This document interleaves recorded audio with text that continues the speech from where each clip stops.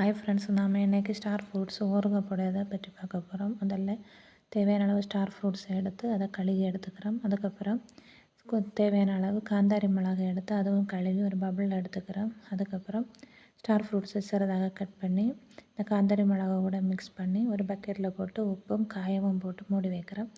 2 நாட்கள் அப்படியே மூடி ஊற வச்சுட்டு 2 நாள் தாண்டி எடுத்து 2 நாள் தாண்டி அதை நம்ம கடுகு தாளிச்சிட்டு நம்ம ஊறுகாய் ரெடி பண்ண போகிறோம். கடுகு தாளிச்சிட்டு அதுக்கு பிறகு நம்ம மிளகாய் பொடியும் உளுவாயும் காயமும் போட்டு நல்லா கொதிக்க வைக்க போகிறோம். நல்லா கொதித்த பிறகு நாம் இந்த ஸ்டார் போட்டு ஊற வச்சுருக்கையில் இருக்க தண்ணியை எடுத்து அதில் ஊற்றி நல்லா கொதிக்க வைக்கிறோம். ஸ்டார் ஃப்ரூட்டை அதில் தட்டி அதுக்கு கூட கொஞ்சம் வினிகர் கூட ஊற்றி கொஞ்சம் நேரம் மூடி வச்சு ஆஃப் பண்ணி போட்டால் கொஞ்சம் நேரம் தாண்டும் போது ஊறுகாய் ரெடியாகி இருக்கும்.